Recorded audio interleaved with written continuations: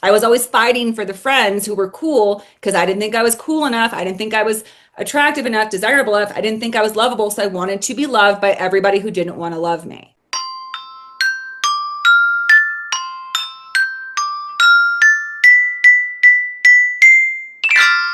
Hello, and welcome to That's Just Human, a podcast that explores all aspects of life, living in a human body, and dealing with life's obstacles.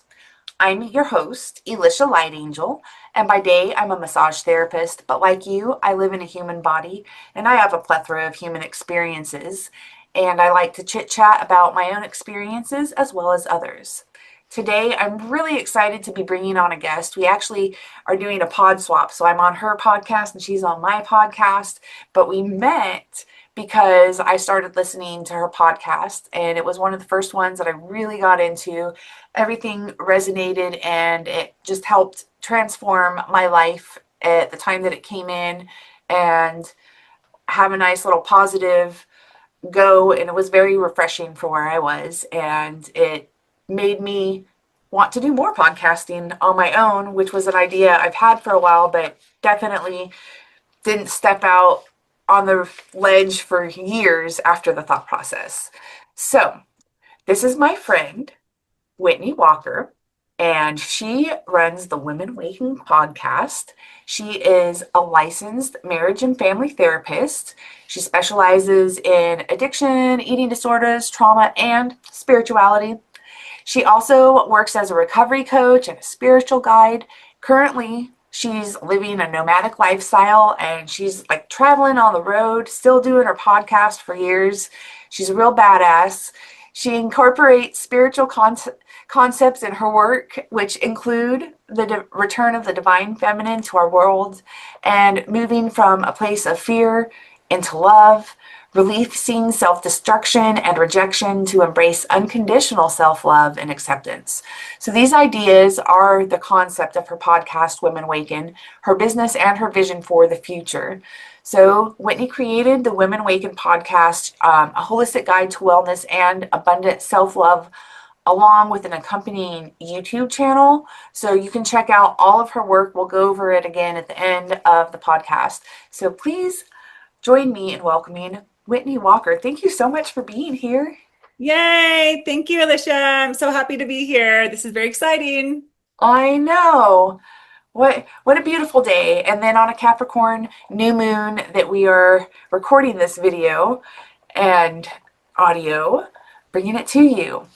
So I really have enjoyed listening to your podcast. It really dives into a lot of spiritual concepts, and I'll get into some spiritual concepts, I'm sure, as part of the human experience. But here, I really like to dive into just different people's life experiences, because we're all sharing the fact that we are humans and we have different things happen in life, and we get to experience and perceive in so many different ways. And whatever we're going through, even if it's a completely different experience, the emotions behind it or the feelings that we go through and associate can be the same as somebody else. And so that's the beauty of this. And you have quite a story of transformation, and I'd like to dive into some of that today.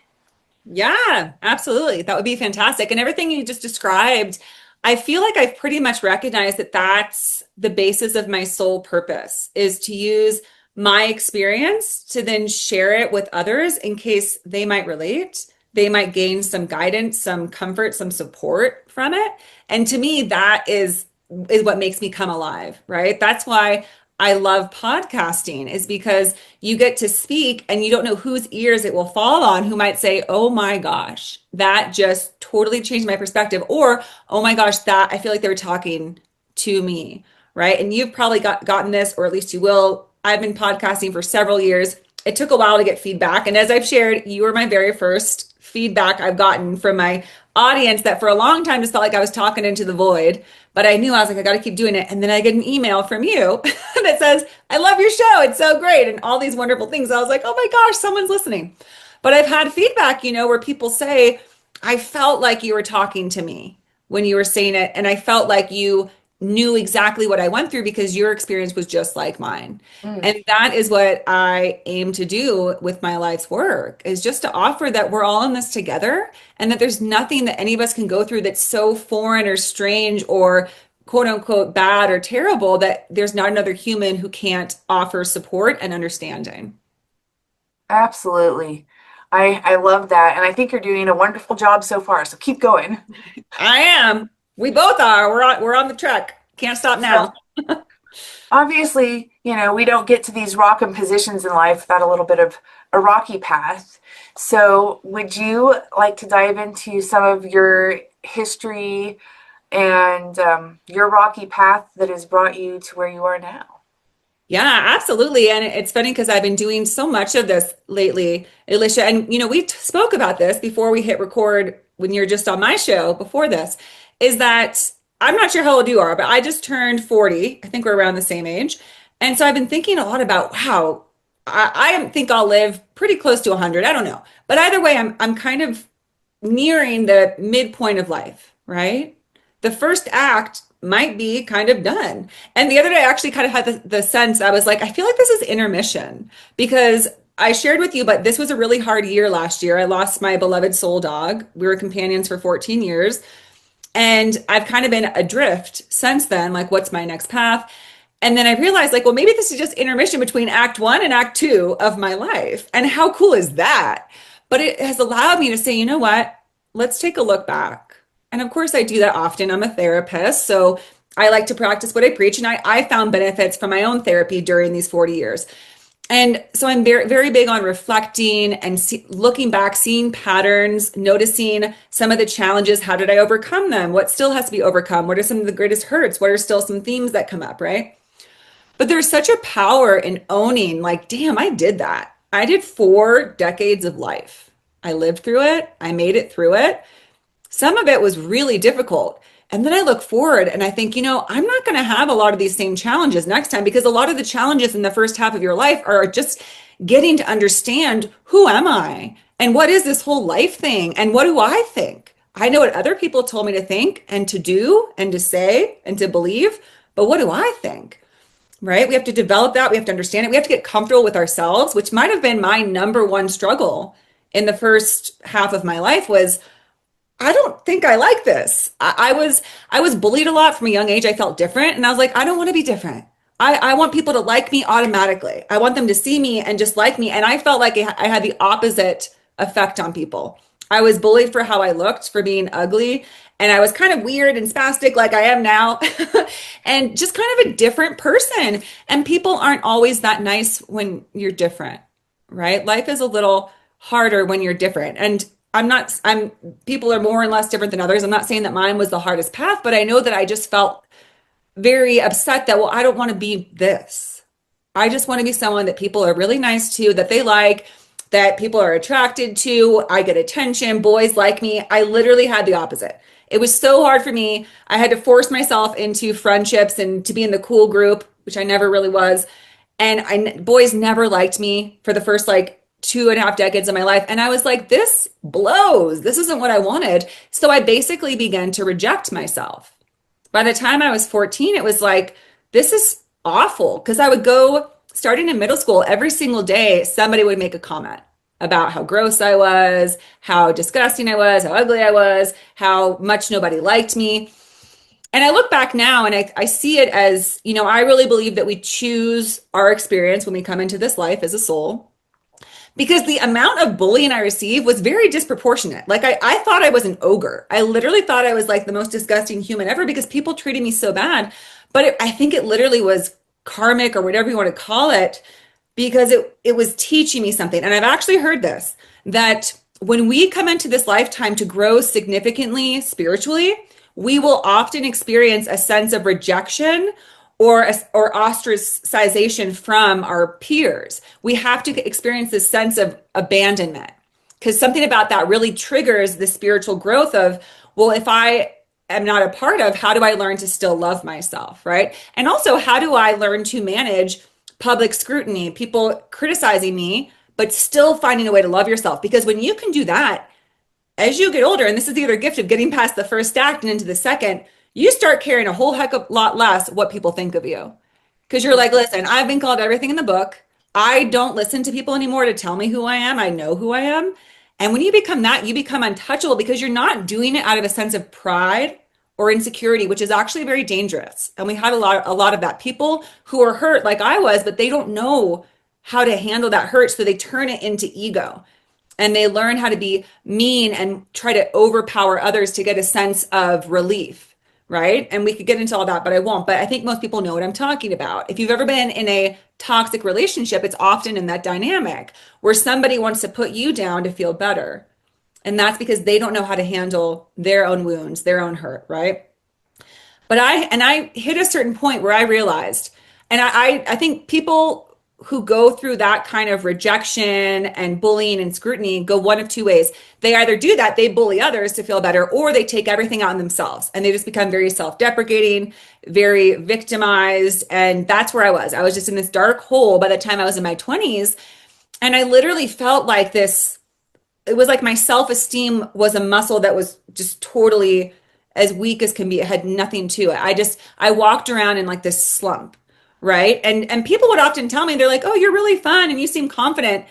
And I was sometimes, but then when I thought about all the bad things that had happened to me, I would just kind of slump energetically, emotionally, and just go back to the kind of an Eeyore mindset, right? Where it's like, nothing ever is going to work out for me. Nobody likes me. That person doesn't like me. That it was just wild. Like this talk I had made up, this voice in my head that was just such a nasty negative voice.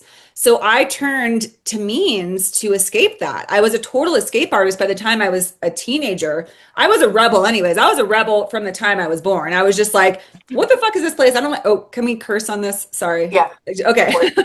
I was like, what is this place? This place is weird. I don't like all these rules. I never liked rules.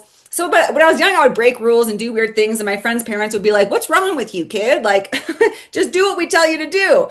And I was like, I don't want to. So I was always kind of rebellious. But then when I got older and I was really hurting inside, then I really wanted to rebel, do things to just kind of be like, fuck you, world. I don't give a shit. And I turned to the first thing that happened was I was introduced to substances in middle school. And that's when I was being bullied. So I was like, well, this is fun. I feel like I get to escape, right? From this, because the thing about, I think that bullying is one of the most underestimated forms of trauma because you're literally being subjected against your will. There's nothing you can do to avoid what's being launched at you, what the experience is, and it's demeaning you, right? The only difference between that and being physically traumatized is the matter involved. It's not actual physical, but words are just as powerful. They're just different energies, right? So with that kind of pain, I didn't know how to sit with it at such a young age. And I didn't have people around me who were like, don't listen to them. Don't listen to them. Just, you are beautiful. Love yourself as you are. I didn't get those messages. So felt very alone. Like, wow, I guess I just have to accept my fate as being like the really ugly, gross person who no one's ever going to love. And there's the problem, because this is what so many humans do early in life because of this, because of messages from parents or peers or whatever it might be. When you create some of these core beliefs about yourself, I'm not lovable. I don't matter. Nobody cares about me. I am not worthy. Those are so detrimental to our soul. And what beliefs do, my understanding, my work is about, is that beliefs become the foundation for everything you do. And most beliefs we have are created in the fundamental first foundational years of our life, up until like 10. That's when most of our ideas about life are created. And unfortunately, because of the world we live in a very, still unfortunately, fear-based society where most people focus on fear. No, we have to avoid rather than embrace and celebrate, right? Rather than know, you know what, everything's love and everything's okay. We've said, oh no, this is not a safe place.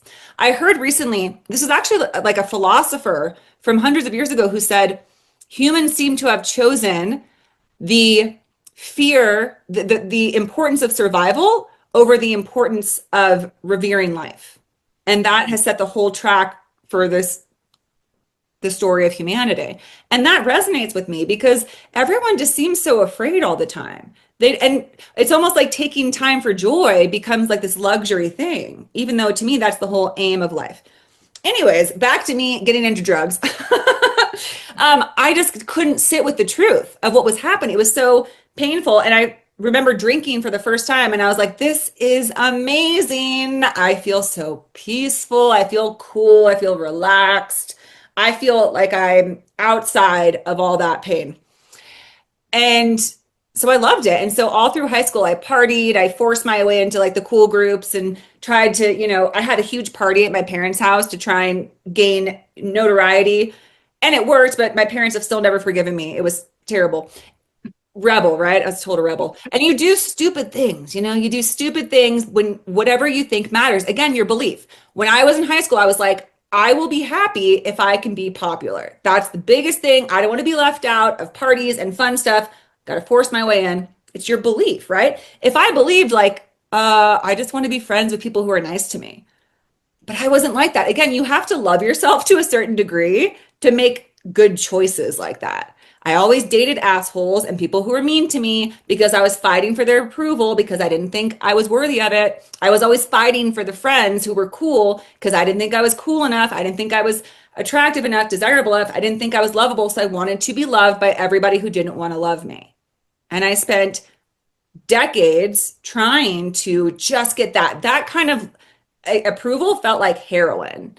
When I got the attention of this sexy, hot boy, and I was like, oh my gosh, he's talking to me. Of course, he just wanted to use me. But that I interpreted as, oh, it means I'm good enough. So it spoke to that little wound inside of me, right? And then I developed an eating disorder because I was always a fairly thin girl. I was a dancer, but in my teens, I started turning to food for comfort. I became a binge eater when I was about 15 years old. And I'll never forget the first time I binged. I was really depressed the summer before my sophomore year of high school because I knew it was like going back to jail. I was like, I have to go back to this place where people bully me every day, where I'm the ugly girl. I hate it. This is not who I wanted to be. I had no sense of self-acceptance. I almost felt like the more I rejected myself, the less it would hurt to be rejected.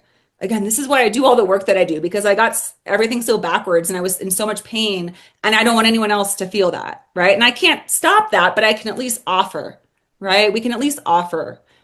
We can use what we've been through to say, hey, I hear you. I see you. I get it. It's not the end of the world, I promise. You can get through this.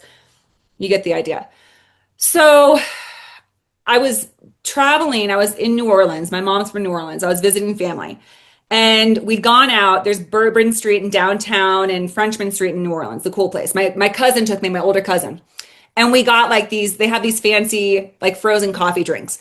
So I had this coffee drink and I was up until like 2 a.m. And I was alone in their living room with the kitchen. And I remember thinking like, oh, I should go eat something. That will make me feel better. And it was like Alice through the looking glass. It's like I stepped through the looking glass because I started eating and I just didn't want to stop. And I realized like, God, it just feels so good to eat and to just, I have control. I can choose whatever I want. I can go through all their cupboards and get all the good foods that I'm not supposed to have. And it was just like this magic. It was my little world, right? With me and food. This sounds weird to people who don't understand, but if you understand food addiction or eating disorder, it really does become like your own safe little world of control and a way to feel a sense of joy and pleasure that is reliable, right? And it's pretty much the same with any addiction. Replace food with any other thing, sex, drugs, alcohol, gambling, you name it. It's all love, all can be addictive. So after that, it was like my mind fragmented and I no longer knew what it meant to eat normally.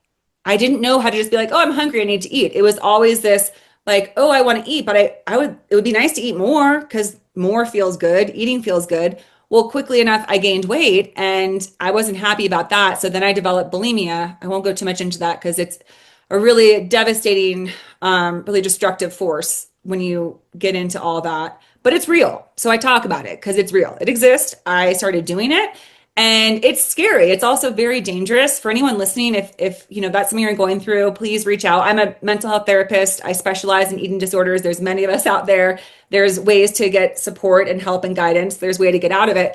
But it's a scary thing. And the weirdest thing about an addiction is you really do feel powerless at a certain point, right? Once my eating disorder developed, I had no idea how to stop.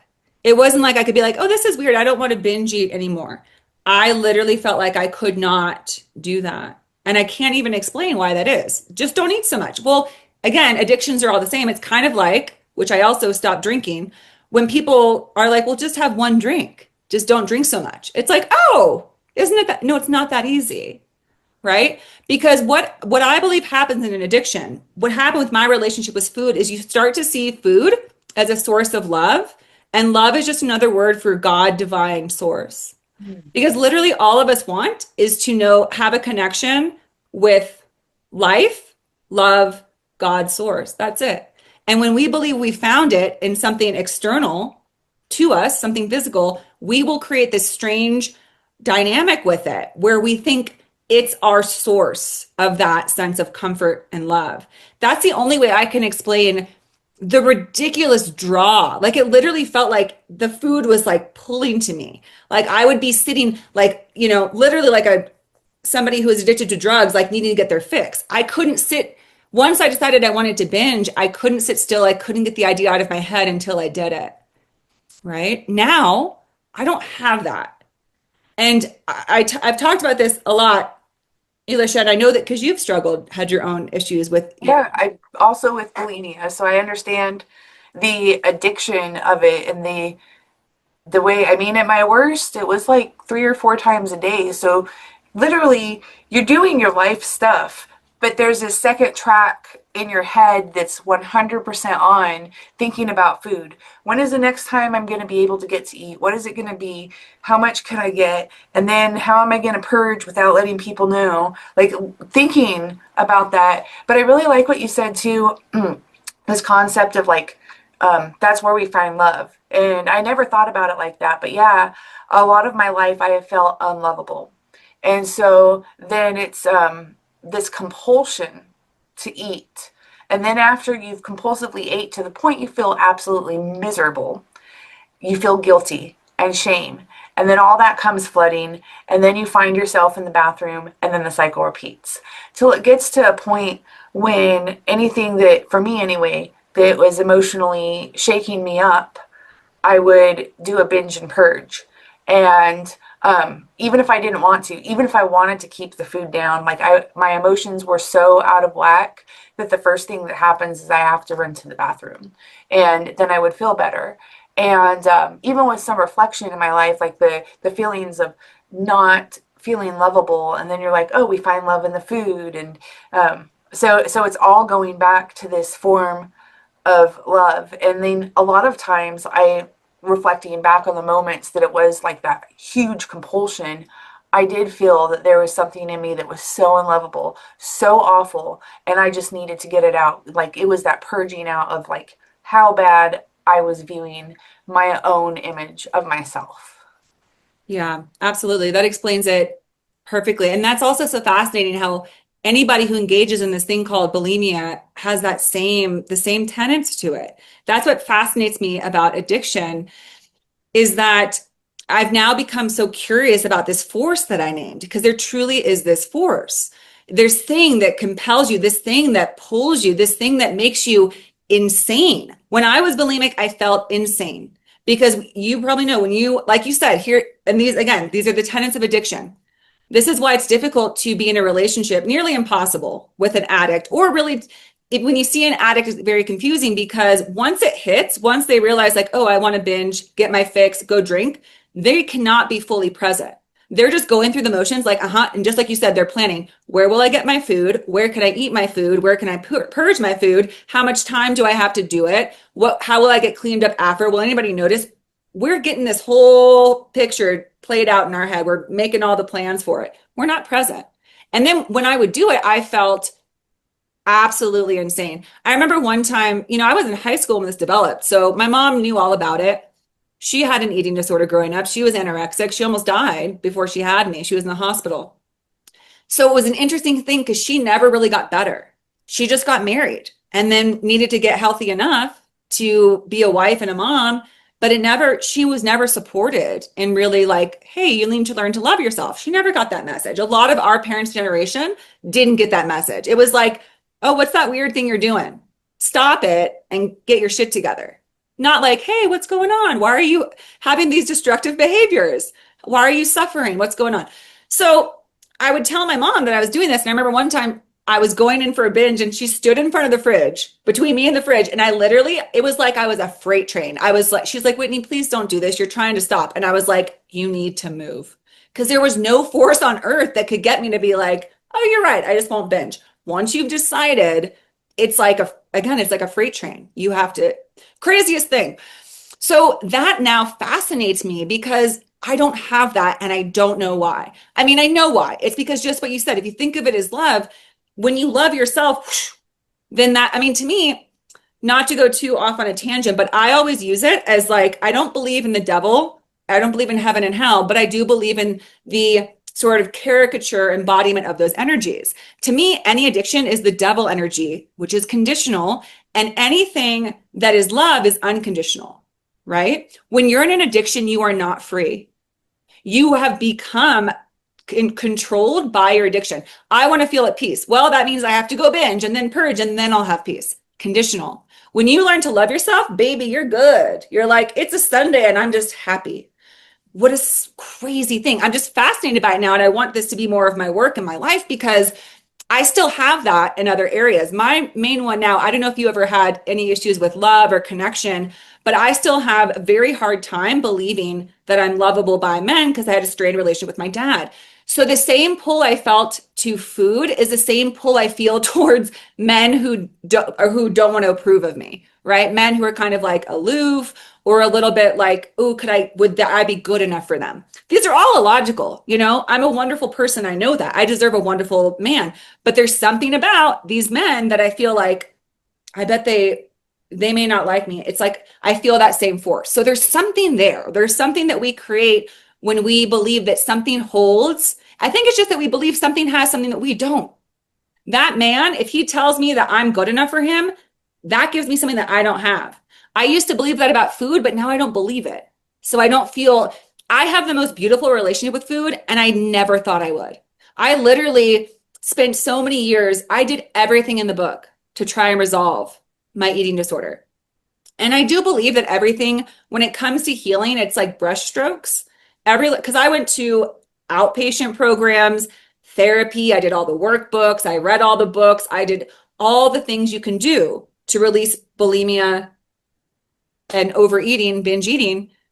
And then one day I realized I don't binge anymore. And it was literally like it felt like an exorcism. Like whatever used to be in my body was gone. And I was like, that's fucking awesome. How can I do that with men? So that I only look at other people as like, oh, if we're meant to connect, we will. If we're on the same level, we'll naturally gravitate together. I still too much look at it like, ooh, I need that from them. I don't like that. So I'm like a little detective now to figure that out, right? Because it gets me in trouble. I had a relationship last year that was really hurtful. I was betrayed because I was dating a man that I knew was a liar, but there was something I wanted to win it. I wanted something from him. Anyways, I won't go too much into that, but I think it just highlights the whole nature of addiction. We've decided a long time ago that there was something very wrong with us. We're not lovable. We're whatever. I always felt like I was just at the rock bottom, just a piece of shit. So of course I wanted other things to make me feel better and to tell me that that wasn't true, right? Because I felt like I couldn't tell myself that until this was my turnaround. I was bulimic, binging, over drinking, all of that. And I went to a lot of therapists. And then when I was about 26 is when I decided I was going to be a therapist because I'd gone to therapy and I was still struggling a lot, but it helped a lot. I had made little strides, right? I had made some revelations. I'd had revelations about, you know what? I don't think it's true. I didn't believe it yet, but I knew the concept of, I think that I'm just as worthy as everybody else. I think that I'm worthy of a loving relationship.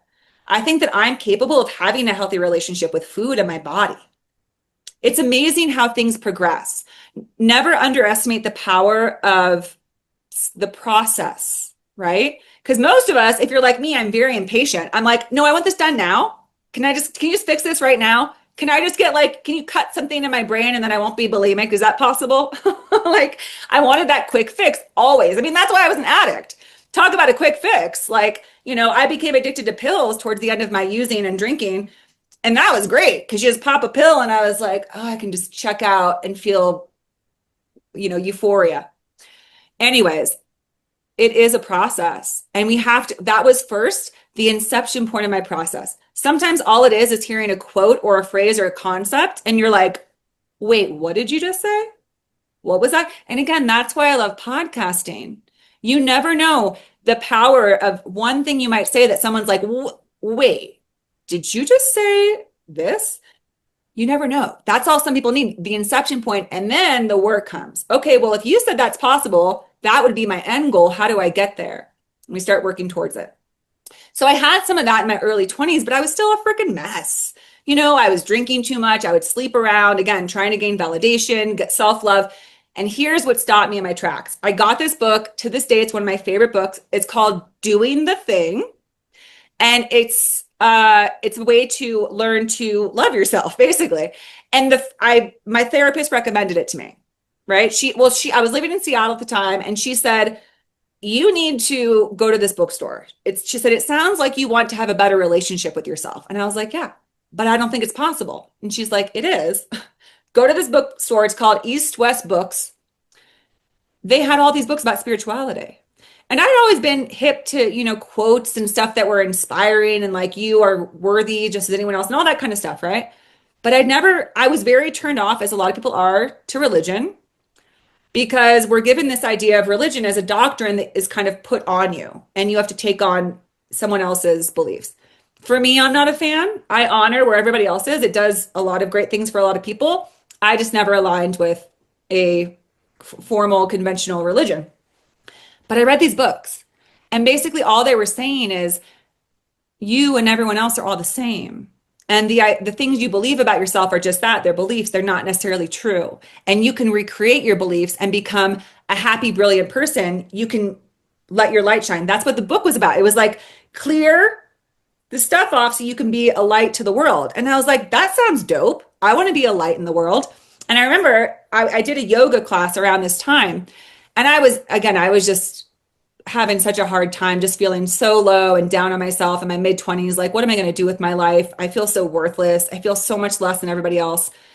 And I remember being at yoga, and there was something about, I was like, Whitney, all you have in this moment, it's just you and your body.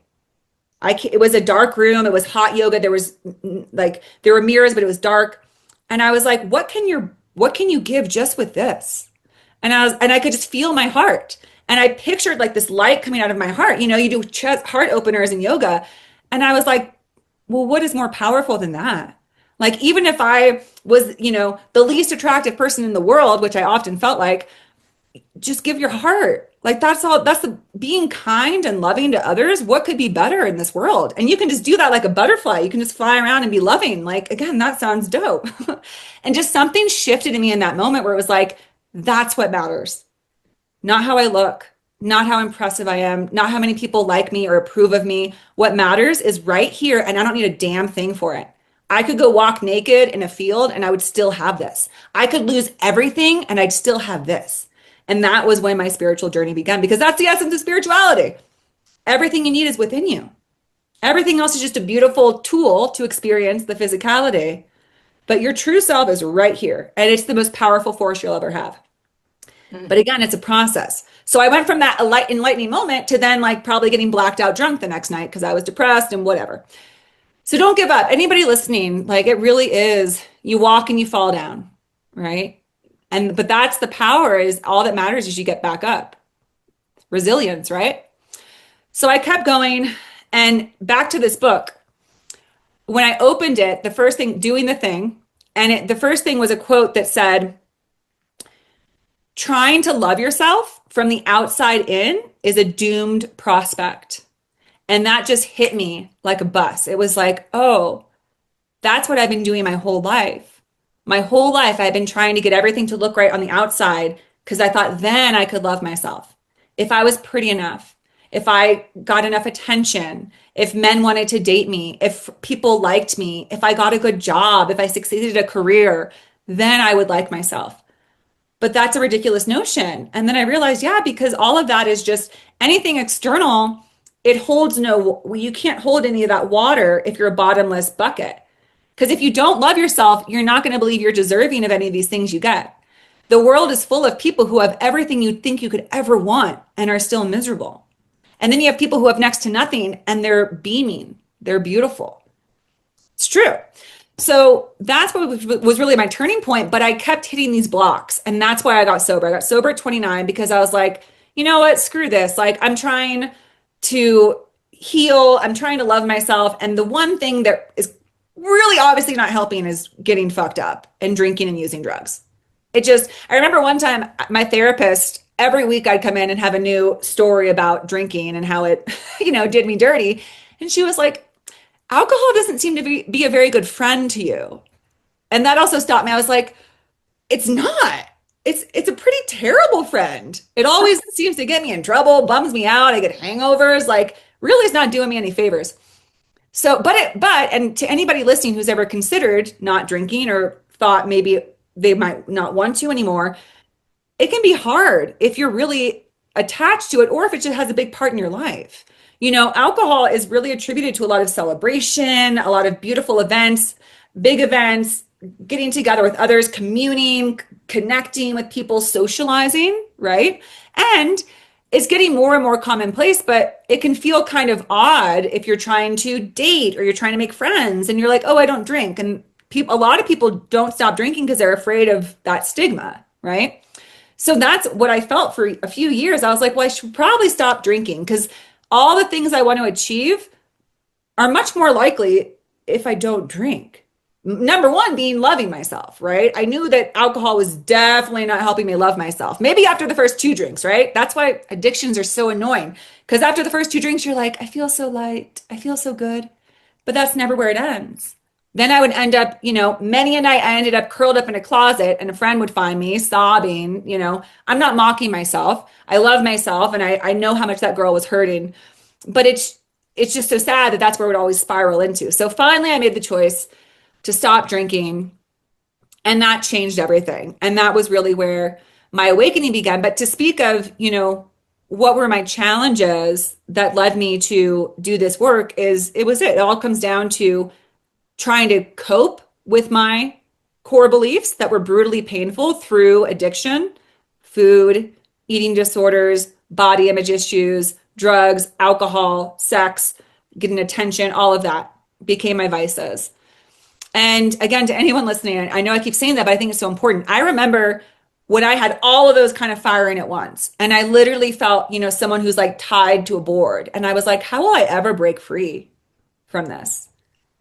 When I first got sober, I also had gotten addicted to Vicodin.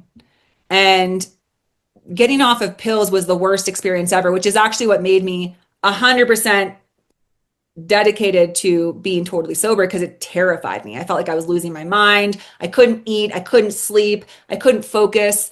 Eventually that leveled out. But I remember going to see a psychiatrist because I needed to. I needed to get some stabilization. I needed some medication. And he said, you're going to have to do some work because it sounds like you don't have a very good relationship with your body.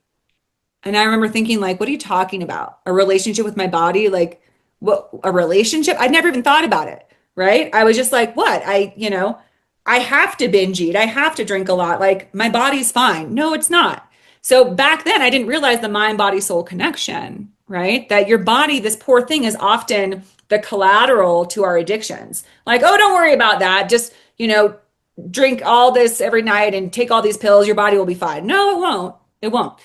So he said that, and the other things, he was saying other stuff to me, like, well, you have to work on this, work on that.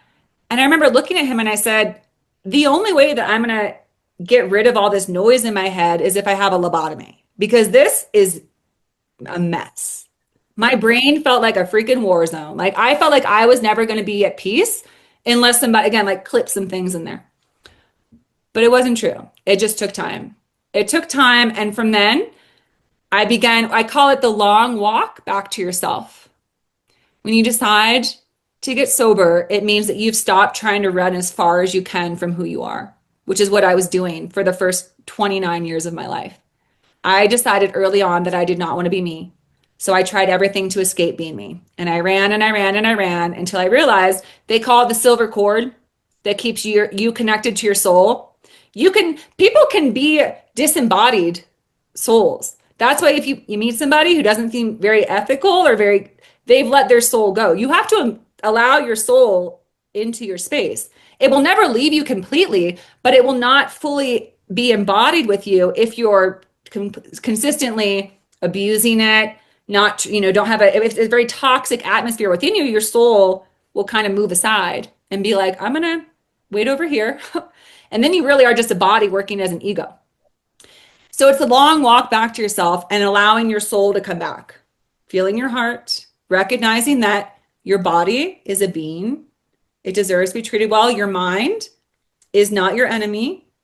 Your mind and your thoughts were created by you, and it can be recreated into a beautiful, harmonious state. I know how hard that is. And I still have days where I'm like, ugh, it's a mess in there, real yucky. But I've learned how to recognize you can let those thoughts go. You can reprogram, all sorts of ways to do that. CBT is a beautiful way through talk therapy, but also that's one of the advantages that they found through a lot of people doing psychedelic and microdosing therapy is because that can really help to recreate these neural pathways. Because again, once you've done something for so long, it's just so rutted in there. That's why I felt like, no, there's no way that this crazy is going to go away. But it did. And I came out the other side, and now I just turned 40. So that means it's been over 10 years that I've been totally sober and that I've been working towards peace. Peace and freedom are two of my favorite words. Joy and love, of course, too. So beautiful. But when I think about the healing journey, when you begin to actually do the work and stop engaging in self-destructive behavior, you start to notice something, which is that your self can be a sanctuary. Whereas at once it might have felt like a war zone, like a very dangerous place, a very unpleasant place. And again, that's why people want to escape. But when you make your home your sanctuary, baby, you can be anywhere and you'll be good, right? Like a turtle. You're just like, heck yeah, this is all I need. And how powerful is that? How powerful is it if you can regulate without needing anything? If you can find composure, if you can find peace within, you can do anything. So I made that my focus, and I still do, right? I have days where I'm off. I'm by no means perfect, and it's not working towards perfection. It's just, to me, the number one drive is greater freedom. Because to me, freedom means that I'm not crippled by thoughts of, oh my gosh, what did that person say? What does that person think of me? Am I good enough for this? Did that guy not like me? Is it da-da-da-da-da, right? That feels like imprisonment, right? I did a whole series on my podcast. I'm a tarot reader, right? And I did a whole series, the Eight of Swords in tarot reminds me of addiction and self-limiting beliefs. Self-imposed prison is what the Eight of Swords is, because most of us put all these swords around us where we say, oh, I could never be successful. I could never be loved because of this, this, this. And we keep ourselves prisoned. In that card, the Eight of Swords, it shows a woman blindfolded and wrapped up. And she has 8 swords around her. But in reality, she could take off her blindfold. Nothing's holding her there. She's keeping herself there. So I did a podcast about each of the 8 swords. And what I have found is that when I got sober, I still had those 8 swords around me. But what it did is I took the blindfold off and I said, okay, is this true? And that is such a powerful question. A fabulous book is by Byron Katie, and it's called no, that's a different one. What is it? The Work by Byron Katie. And it's about asking yourself these fundamental questions, which is that true, is the number one. Is that true? Look up Byron Katie. You'll see it. She's amazing. She actually has a wild story. She had a stroke that made her feel complete and utter acceptance and peace. And when she came back from that, she was like, oh, everything else is a lie. Everything else is just your brain telling you something that's not true. Is that true? And that's one of the hardest things to do when you've kind of gotten stuck in victimhood like I did. Because I was like, oh, I can't do that. I can't because I'm not good enough. It was like, wait a minute. Exercising the self-esteem confidence muscle. Is that true? Is it true that you're not good enough? Is it true that you're not worthy of love? And I had to say, no, it's not true. I just say it. It feels like it though. It really felt like it. Like, no, it feels so true. And it took years for it to genuinely not feel true. Where it was like, no, I feel it. I feel my sweet, beautiful heart. I feel my loving body that takes care of me. I feel this connection, right? The awakening is what really brings you to be able to let go of that stuff because you're like, I'm so connected with my guidance, with my angels, with the divine that if they love me, I know I am with them. I know that I'm lovable. And but in the beginning, that's the hardest part where you literally are like crawling before you can walk, right? I'm curious on your journey through awakening and having to shift your mindset and reframe the beliefs and the stories inside of your own mind. Um, for me, I know there's like a place where you get where you haven't fully gotten rid of a thought process, but you're kind of there. Like maybe 90% of the time, this thought no longer appears, but then it'll creep up. And so, like a lot of mine in my life, especially like with body image and stuff, and looking in the mirror and going, man, you're so ugly today. Like, and like just tearing my own self down. And, I don't currently have any of those thoughts. It took years to shift my own internal environment. Like now I can't even imagine thinking that about myself. But I do remember at one point, it was the beginning of my awakening journey, and I most days didn't have that thought, but I did this day, and I was going out shopping with a friend, and some cashier at the store looks at me and says, "Wow, you are so beautiful." Like, I'm telling myself the complete opposite story in my head, and here's a person to confirm from the universe the truth that I should be telling myself in my head. And so I've noticed I'll have moments like that where I start to revert back into an old patterned thinking, and the universe is like, no, no, we're working yourself out of this. Let me show you that this mirror, I guess, of holding somebody else's perception to you to be like, you are actually worthy of love. You are actually great just the way that you are. Oh my gosh, I love that so much. That's so beautiful. I love when spirit, the divine comes through another person and literally offers something that you're like, "Oh, wow, thank you. I was hoping for that." It really does just show that everything is so connected. Like she was just mirroring back what you're ready to believe about yourself and to know about yourself. And she was like, I'm gonna help you out a little bit. The universe will help you out a little bit when you've shown that you're ready, right? Because Absolutely. probably at one point you might have just not believed her and been like, "Oh, well, thank you for the." I mean, at least that's what I would do. Like people would be like, "Oh, you're pretty." I was like, "Oh, you're lying. You just feel bad for me." That would be my first thought. You're Yeah. lying. You just feel bad for me. You want to like put me up, you liar. It's crazy. But then I started to like, now I try to take compliments. Sometimes I still have, like you said, I get that initial like, "Oh, yeah, right." Like, "Oh, you're just being nice." But it's like, "Thank you." Yes. Thank you for that. Yeah. Well, we're coming to the end of our time, and I think that we dropped lots of nuggets for anybody out there, especially anyone that's relating with body issues and addiction and all of that. So, um, one more question for you to Yeah. answer. If you could leave the audience with any bit of wisdom from your life, it can be like something that we talked about today or just some other kind of wisdom that you have, what would that be? Well, I think it is the idea of wisdom. The thing I would offer everybody listening is that, again, we're also busy seeking things outside of ourselves, right? And even wisdom, right? We look to others and we think, well, they know more than I do. They know this. But remember that the greatest wisdom that you'll ever find exists within you. Because I really believe that each human here has their own unique light that's meant to shine, which means that that's akin to wisdom, to guidance. You have guidance. Everybody's a guide to others, and you have to listen to your own guidance first before you can ever really give it to another. So the next time that you're having a sense of, gosh, how will I ever do this? How do I ever leave this addiction? How do I ever have a healthy relationship? How do I ever make the move to get the job that I want? Listen to yourself first.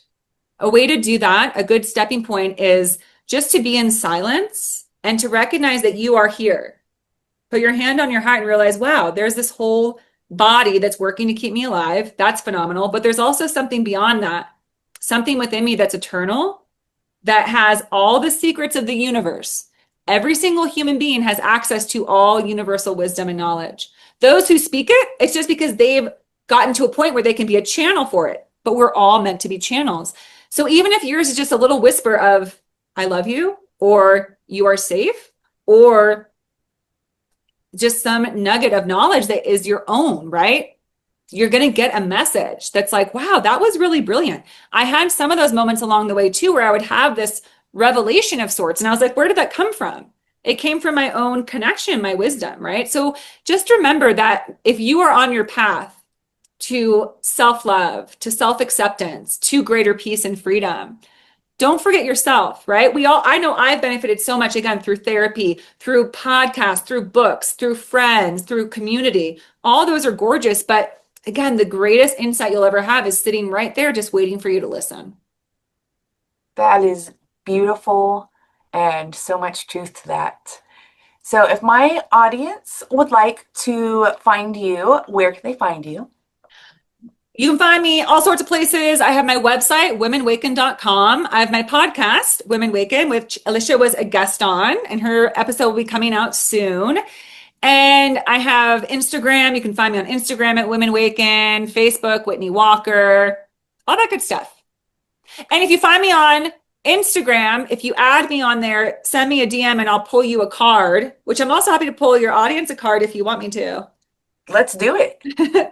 Because you were kind enough to pull one on my show we have this new moon happening right this second in Capricorn. So yeah, can I pull a card and see what message wants to come out? Absolutely. All right.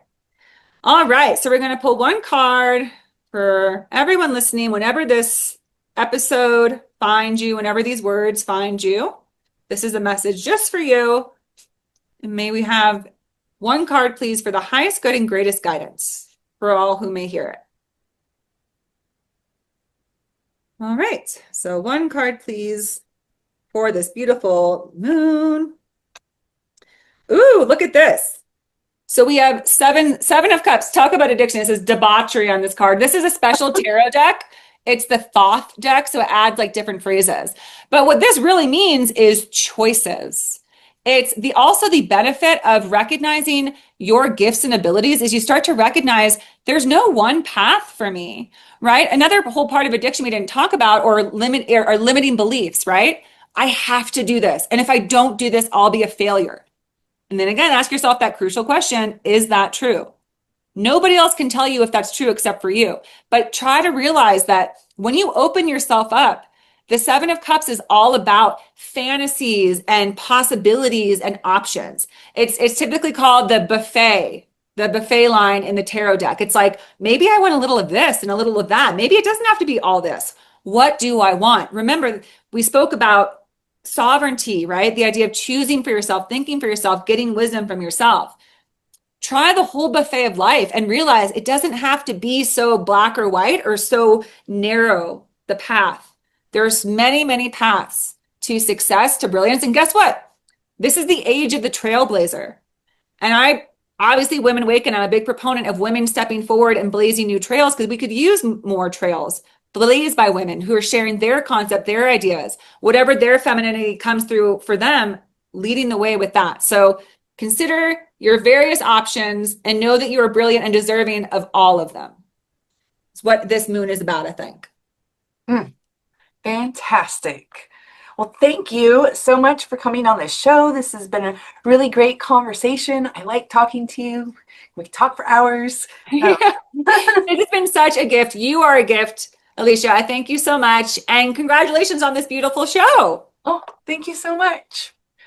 Well, if you're out there listening and you want to hype my show up a little bit, you can review me on Apple iTunes, give me 5 stars on Spotify. If you're on YouTube, you can hit that like or subscribe, leave me a comment. All of those things help the algorithm. If you know somebody that would resonate with what they heard today, please share this episode so that they can get the nuggets of wisdom also, and help get more nuggets of wisdom out to everybody as I do more shows. As you embrace your humanness, be kind, be you, and remember, everything is part of the journey.